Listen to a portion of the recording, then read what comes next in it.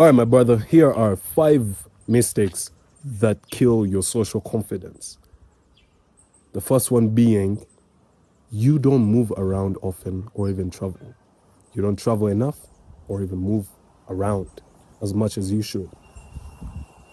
Now, before I started working on my social skills, I wasn't moving around, bro. I would be at home. I was trying to be disciplined, grind mode, monk mode, all these things that you hear about where you're not supposed to be social. But bro, can I tell you something? I was depressed. I was depressed. I was literally at the worst time of my life when I was in the most like monk mode, all that David Goggins mode. When I thought I was him, that's when I was the most depressed in my life, when I was not being social.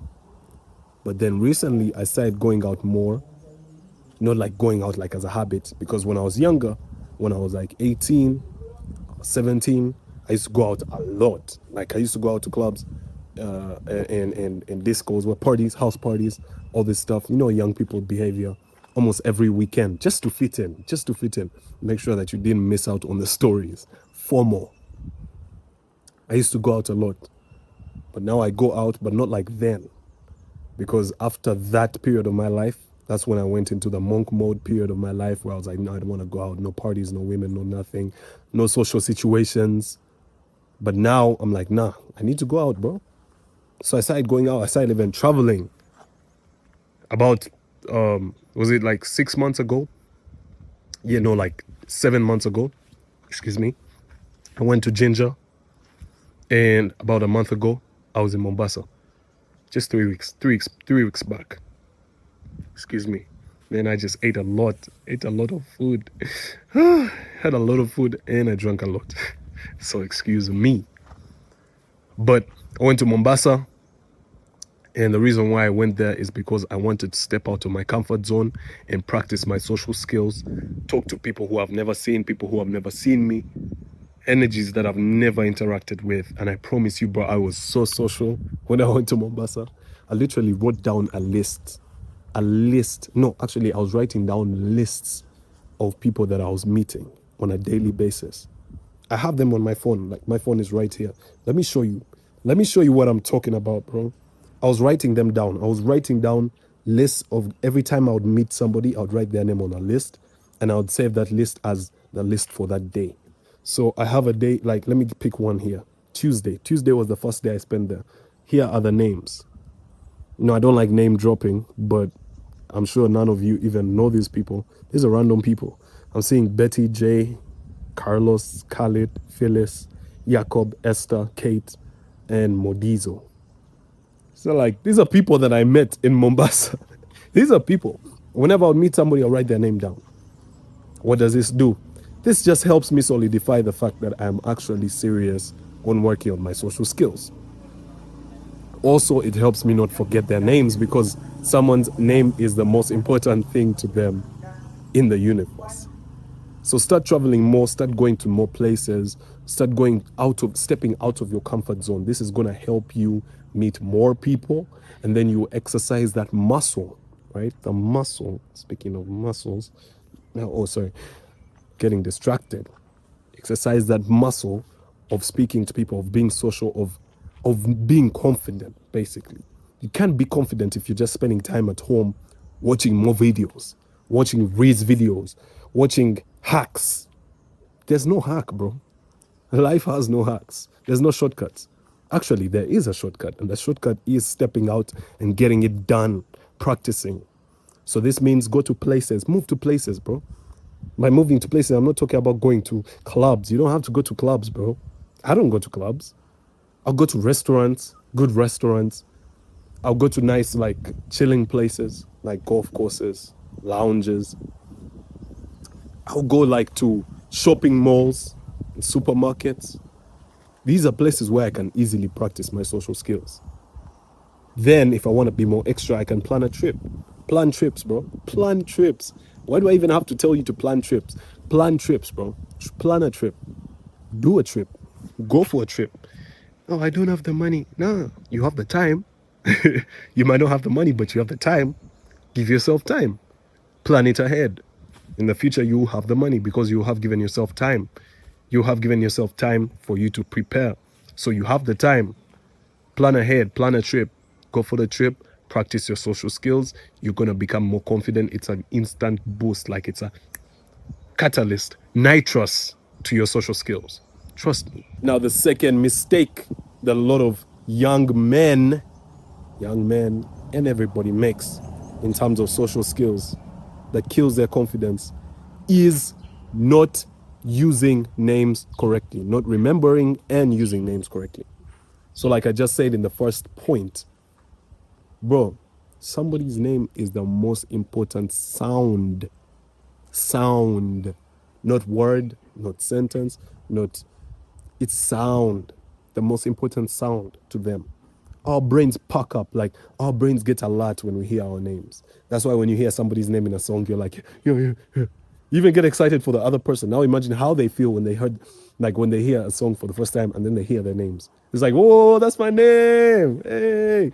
Like sometimes I'll be like listening to Pop Smoke and I'll be like, 808 Mellow. I'm like, yo, that's me. That's me. It's me.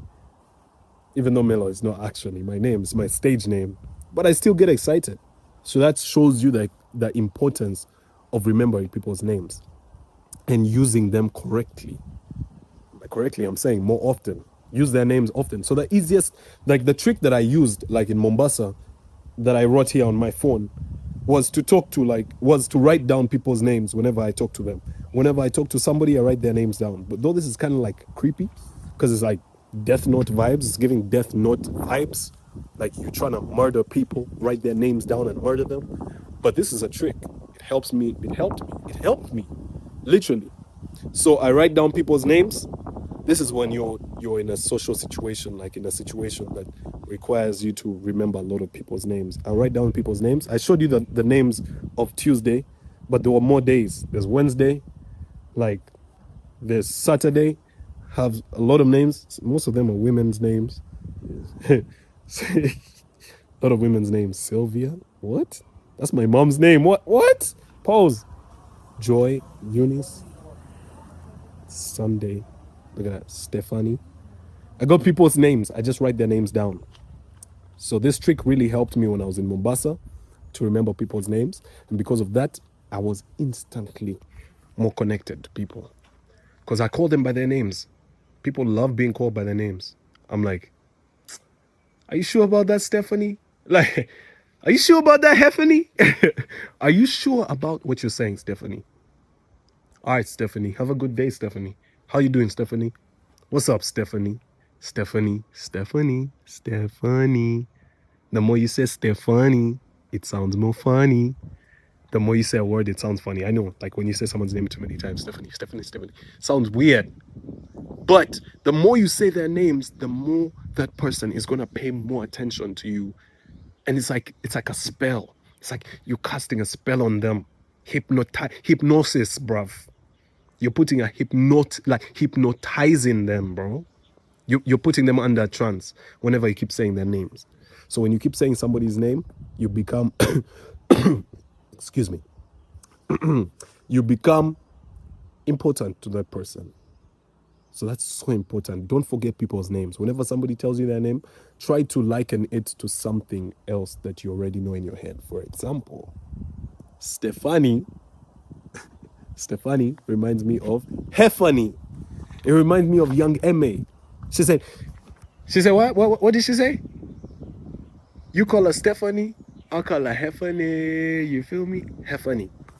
So it's easier for me to remember names like that because I actually put effort into remembering the names. If you don't put effort, you ask somebody for their name, hey, how are you? And just move on. You're going to forget. You know this stuff. Like every time you ask somebody for their name and you end up forgetting, it's because you didn't put in the effort. You don't even remember what happened after that interaction, after they say their name. You are not really even being present.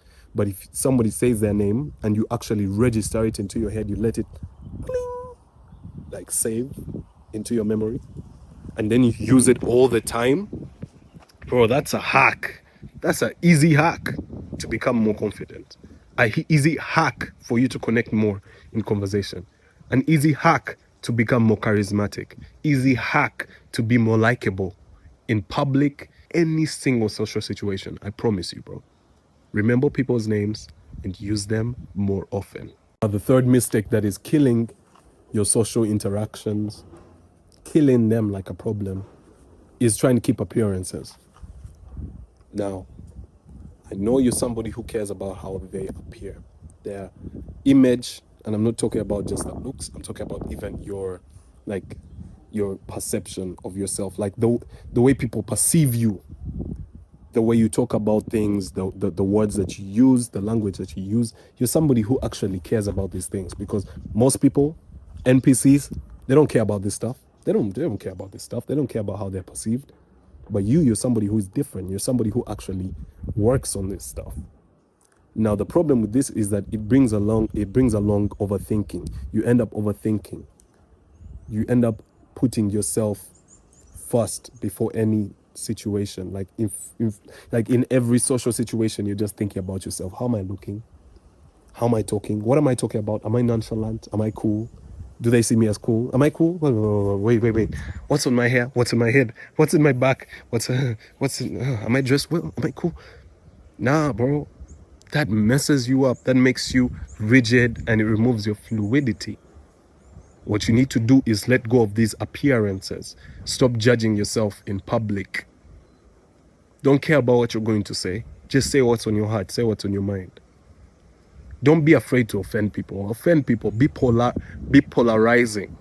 Yeah, that's what they say. Especially as a guy, you should have that ability to be polarizing, like to stand up for what you care about, what you believe in, even if it offends people. Be polarizing. Say something offensive. That's not so offensive, like that gets you like shot or smacked. Nah, like say something exciting. Stop having this kind of image of yourself that you're trying to portray. Oh, I'm a professional, or maybe I'm a, you know what I mean? No, be free, man. Be free. Be who you are. Like, be who you are. Literally, you can see me. Look where I am. I'm not trying to keep up appearances. I'm looking the way I look. Just the extra thing is maybe shades. The cool shades. I'm at home. I'm in my backyard. I'm filming these videos from my backyard because I'm not trying to do too much. My value is more than just the appearances. It's more than just a cover. You know what I mean? Even you need to realize that your value is more than just a cover. So stop having scripts. When you go out, stop trying to be like, stop trying to keep an appearance. No, break down your walls. Say something funny. Say what's on your heart. Say what's on your mind. Allow yourself to express yourself fully. Allow yourself to be free. Freedom is what's going to unlock all that confidence, all that stuff that's holding you back from being social, like from having social skills. Freedom is what's going to let all those social skills easily flourish, easily grow.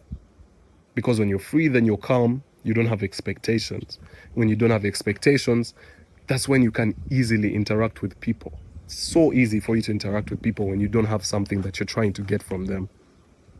When you're not trying to hold up appearances, not trying to be so professional or perfect. Now, and people like you more if you are yourself. And those who don't like you, they're messed up because you're being yourself. So if they don't like you when you're being yourself, then that's a big red flag. That means they don't like who you really are. Keeping up appearances actually causes deception. It actually makes people perceive you as what you're not. It makes people see you as who you're not. So don't do the appearances, bro. Don't try to make an image for yourself, bro. Be who you are. Be free. A lot of people have always come up to me, bro, like, how are you so confident? I remember this one time, I went with my family to some family friends' graduation party. And I walked in there and I was wearing a vest. Oh, a vest.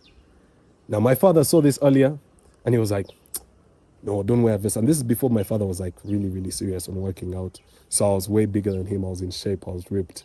So I could actually like easily wear a vest without worrying so much about people's opinions. And he's like, don't wear a vest. You know, how can you wear a vest to a graduation party? So I put on like a sweater shirt on top of it when I went for that graduation party.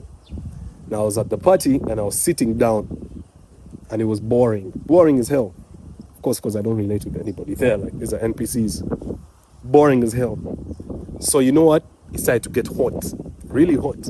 So now my brain started this debating: should I take it off? Like, should I take it off? Or I keep it on. If I keep it on, I'm gonna sweat and bake and itch and not be comfortable at all. Zero freedom. But if I take it off, my father. So I took it off.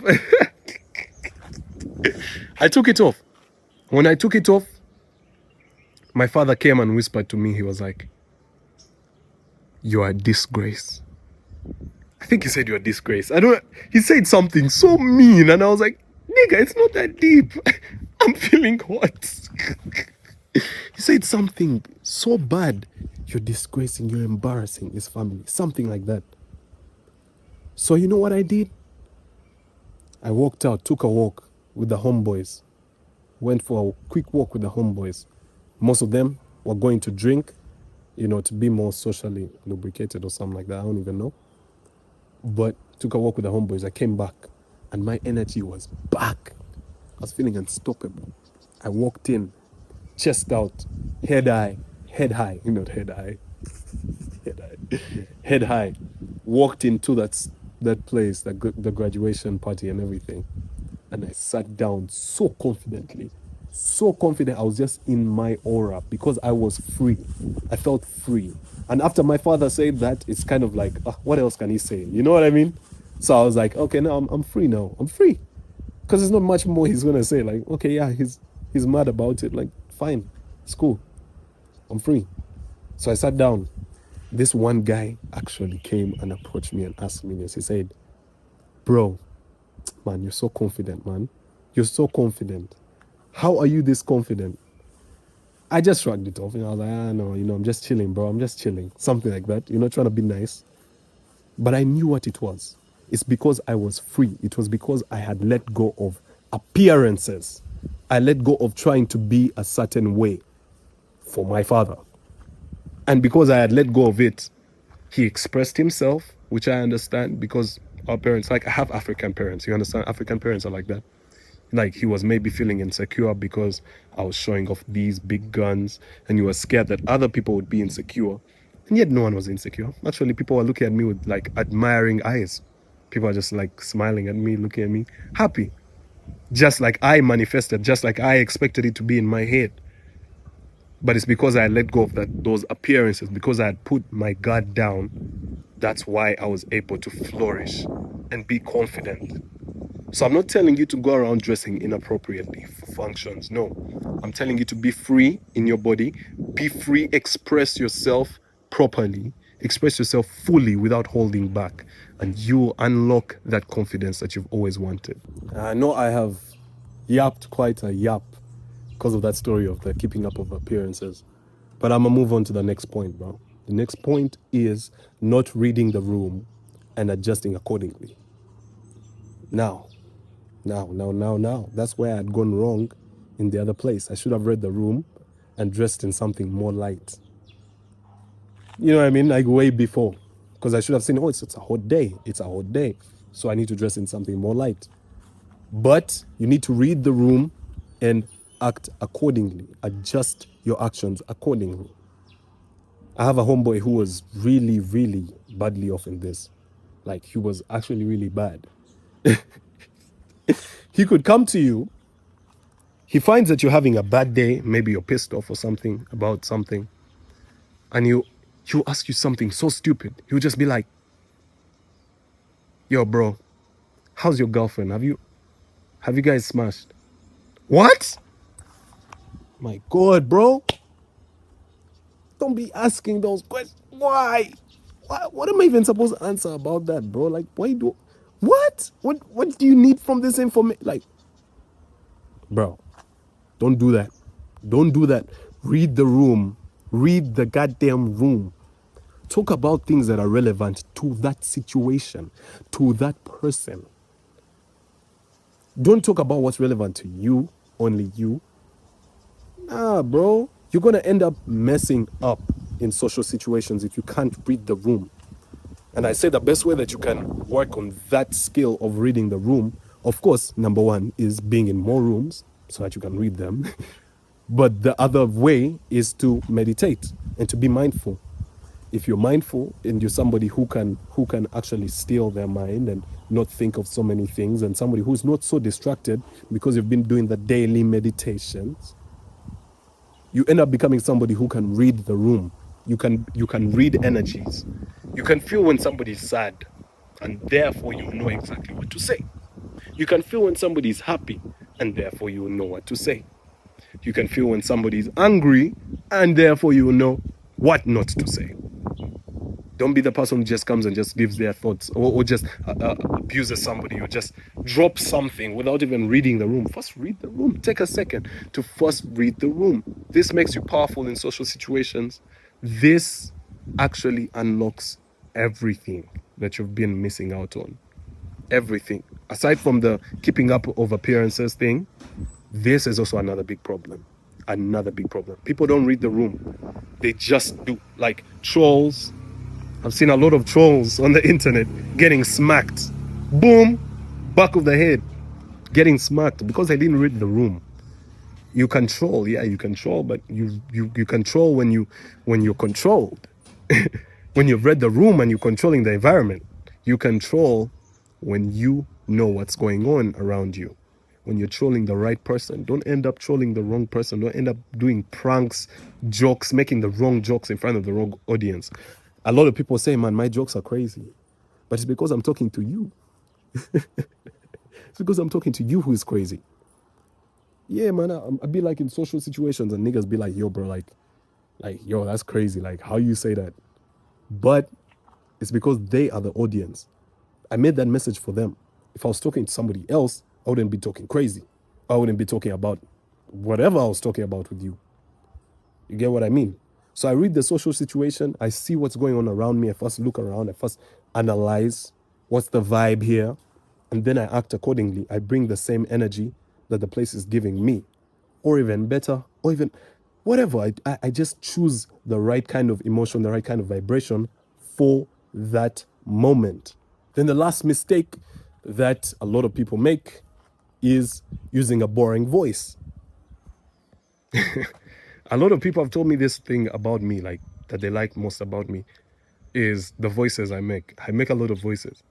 I'll be talking in a conversation and I'll be like, bro, you know what my mom told me? She was like, Subi, go and wash the dishes. And I was like, oh, but I just washed the dishes 3 times today. And she'll be and then she says, Are you am I supposed to do everything in this house? Huh? Am I supposed to do everything in this house? So you just take me for granted in this house? You just want me to work and do everything? You want me to clean? You want me to cook? You want me to You want me to People love that stuff. True story, by the way. Moms be like that. I used to go through that stuff. But people love that. When you're able to tell stories and use voices and not be boring. Not just in telling stories, even just when you're talking to somebody. If you can change your tonality. You see how I speak? Yeah, I know there's a bit of monotone to it, but I speak like this, like if you listen to the way I speak, sometimes I go up and then I go down.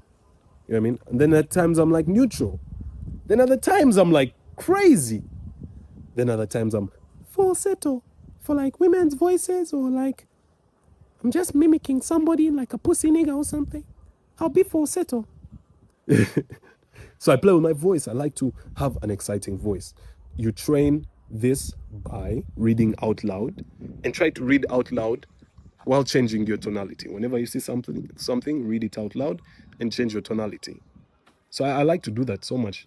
And I like to also play with my voice, especially when you're like reading a story or something like that. It's good to exercise it. I used to be that one guy at school. Actually, let me be honest with you, bro. I think I've always had that skill of playing with my voice.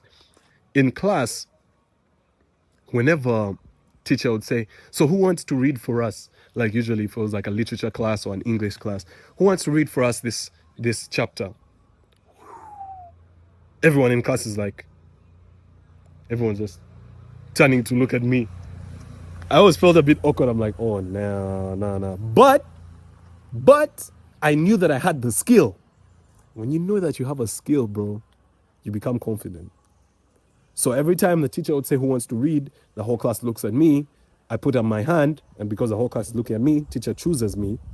Usually I had to be one of the readers, or I would just be the reader the whole time. I didn't care. I really didn't care because I liked like playing with my voice. And it's because I grew up with a father who did that. My father used to be in radio. He was a radio presenter. So he had those skills. And whenever he would read me bedtime stories, I know bedtime stories when I was a kid, he used to play with his voice. He'd be reading. And then she ran into the forest and she hid. And he was behind her.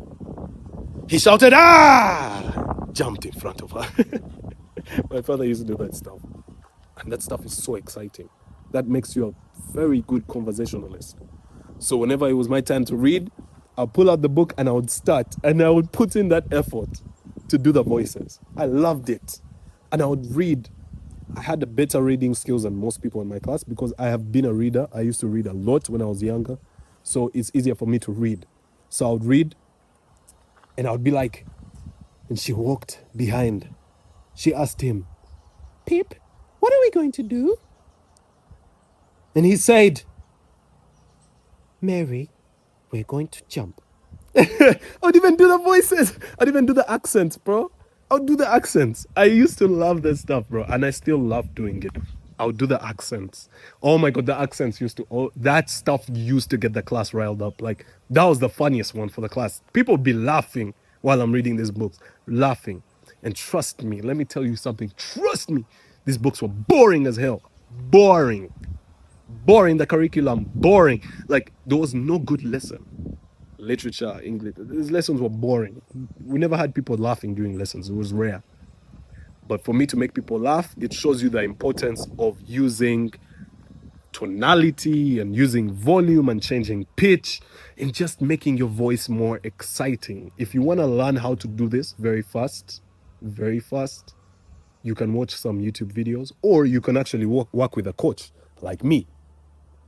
I have a program that can help you, like a coaching program that can help you boost your confidence in only 90 days.